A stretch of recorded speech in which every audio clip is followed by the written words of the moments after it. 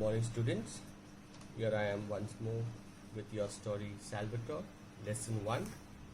In the previous videos, I think I have sent you on video 1, 2, 3 and 4. Today we will be doing the 5th video. I think it will conclude the lesson. The lesson will be concluded with the 5th video.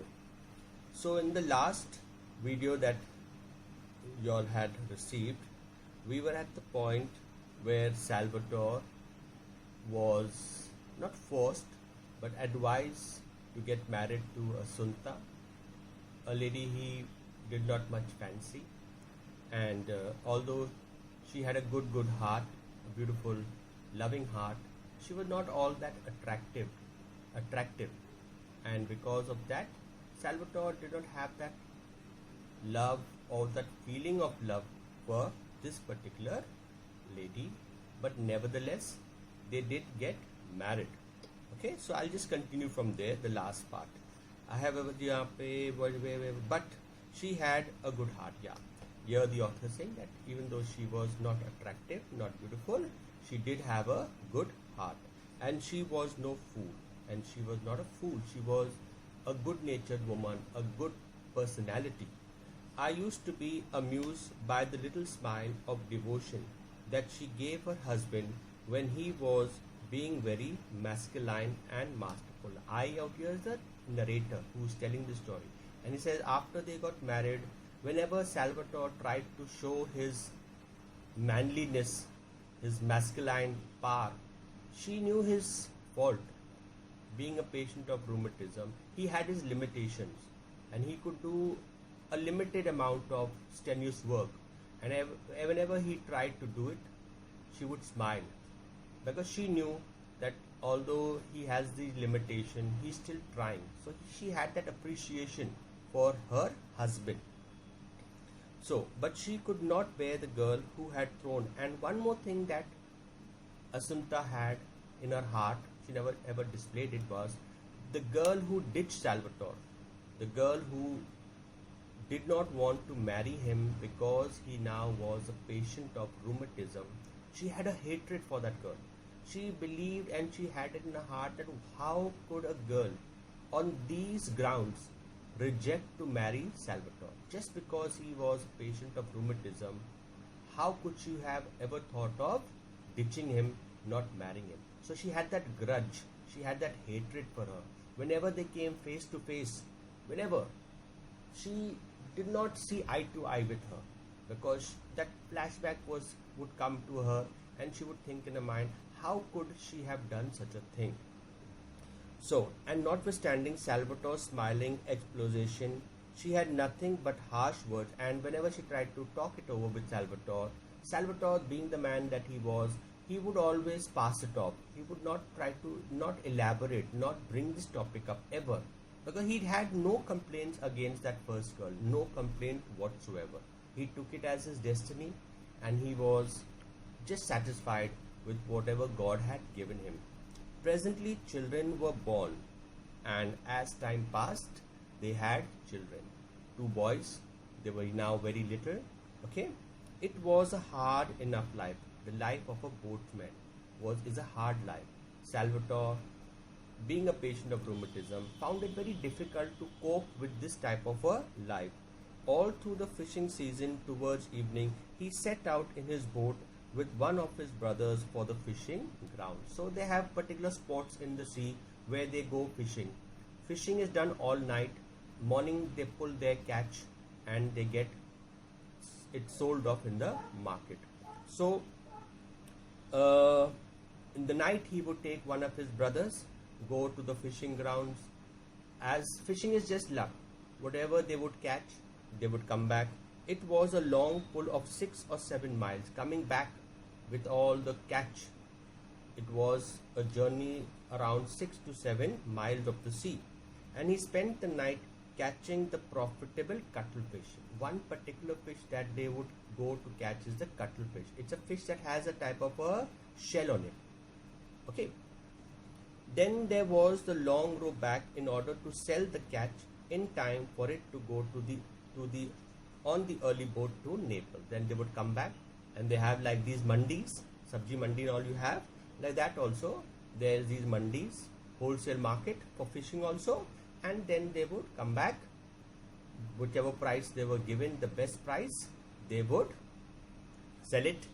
The middleman would then buy it over them, and the fish would be sent to Naples, that is mainland Italy. Naples is a city in Italy. At other times, he was working in his vineyard. If he was not fishing, it all depends on the season of fishing. If the season of fishing was over, then he would go to the vineyard, and as a farmer, he would cultivate his grapes. Vineyard is a grape garden. Down a vineyard, from down till the heat, dawn till heat, drew him to rest, and then again when it was a trifle cooler. So all day morning he would work on the vineyard, evening time he would work on the vineyard. If he found it hot in the afternoon times, he would take a break, he would rest. Often his rheumatism prevented him from doing anything. Sometimes he would get this attack of rheumatism, extreme pain. And when he was in this condition, he was not able to go fishing even. He was not able to go to the vineyard to do his farming. So he would just relax because he would have these pains, okay, at all. And then he would lie about the beach smoking cigarettes. And sometimes, not every time, whenever he was having these bouts of rheumatism, he would go to the seashore, take his spot as when he was a young man. He would go there, lie down, spend time in meditation, thoughtfulness, and he would just pass his time smoking. People would come, people would go, and Salvatore would just be there. So cigarette with a pleasant word for everyone, notwithstanding the pain that reckoned his limb. And sometimes people would come, he was well known also, people would stop by, try to have a conversation with him, and whenever people stopped, had a conversation, he would speak as if everything is normal, as if he is experiencing no pain, and he would just pass it off as he was not in pain even. The foreigners who came, sometimes foreigners came, and they would see him lying by the beach, and they would pass these sarcastic comments like Italian fishermen are lazy devil, like they did not know his condition, why he's lying like this, why he's relaxing, and they would pass the comment that these Italian men are very lazy, just see how they are passing their time. Sometimes he used to bring his children down to give them milk. This is all his routine. And sometimes he would come down with his two boys. One was 3 years old, one was 2 years old, and he would introduce them to the sea. Let them bathe, let them dive into the water, but keep a watchful eye on them. They were both boys, and at this time the elder was 3, both of them were boys, and elder was 3, the younger less than 2, not even 2 years old. They sprawled about at the water. Now they did not go deep into because they were very, very small.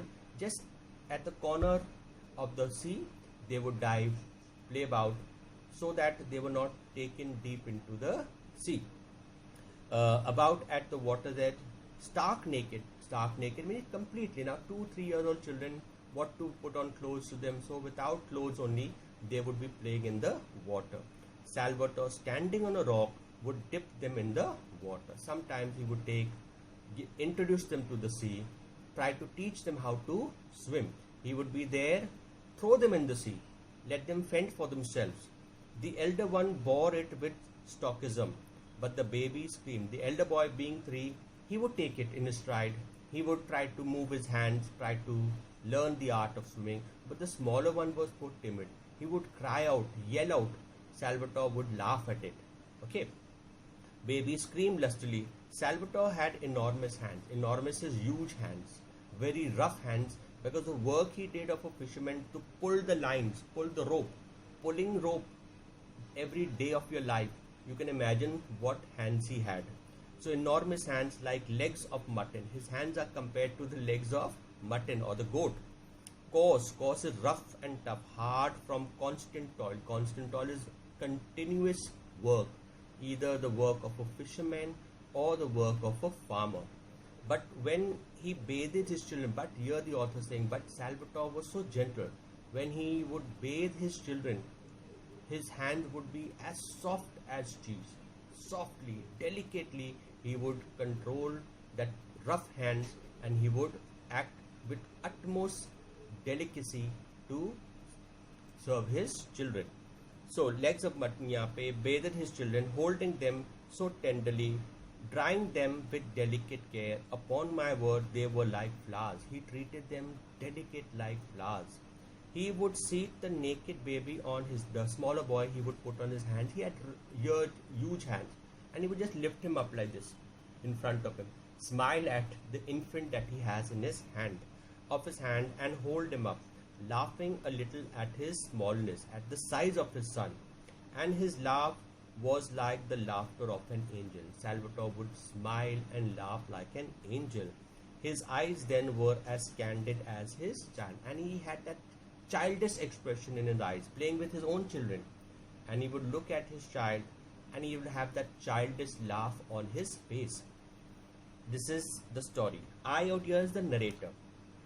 I started by saying that I wonder if I could do it, and now I must tell you that it is that I have tried to do. Now the author is coming back to the introductory part of the story, and when he started the story, he started it by telling us and asking us, I wondered if I could do it. He is emphasizing on the word it. What is it? Okay. I wanted to see whether I could hold your attention for a few pages while I drew for you the portrait of a man. He said, when I started the story, when I introduced the story, my intention was that to see as readers if you all can spot this particular quality, it, that was in abundance in Salvatore. He is trying to focus on that. Just as ordinary fishermen who possess nothing in the world except a quality, which is the red, and he depicted a fisherman on purpose. He took the life of a fisherman who has nothing, a downtrodden fisherman, the most precious and the loveliest that anyone can have. But God has given this fisherman one such gift that is craved for by other human beings, that is not given to ordinary human beings. Salvatore had it in abundance, and he is trying to spot it, that if as readers you can find this quality in Salvatore.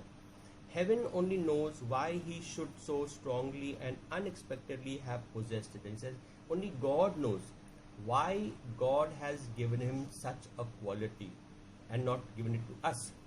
All I know is that it shone in him with a radiance that if it had not been unconscious and so humble, would have been the common run of men hardly bearable. And he says, all I know that this gift given by God to Salvatore was shining in him, it could be made out, it could be seen in his behavior, in his ways of life.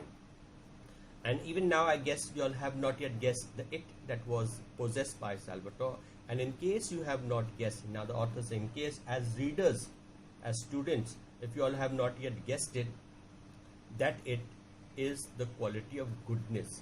Salvatore had this particular quality, goodness, that is being polite, having good manners, being a good personality.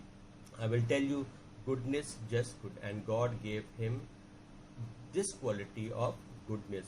So the chapters ended, but you will have to understand the life of Salvatore. Why this author, that is Somerset Maugham, has depicted a fisherman in his story. You'll have to go deep into it.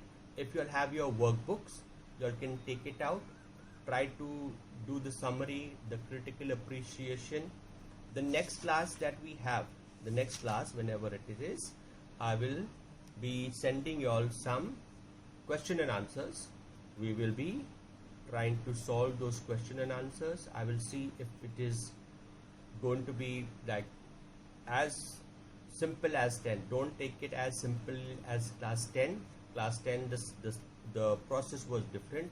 Here you will have only and only long answers in short stories and in poetry. So I will send you all these questions. Once you all try to get the answer the ways, we will have a live class also in which we can interact more freely. I will be there. Any problem that you all will be having, you all can bring it to my notice. With that, I'll come to the end of today's video. The chapter is complete. Goodbye. God bless.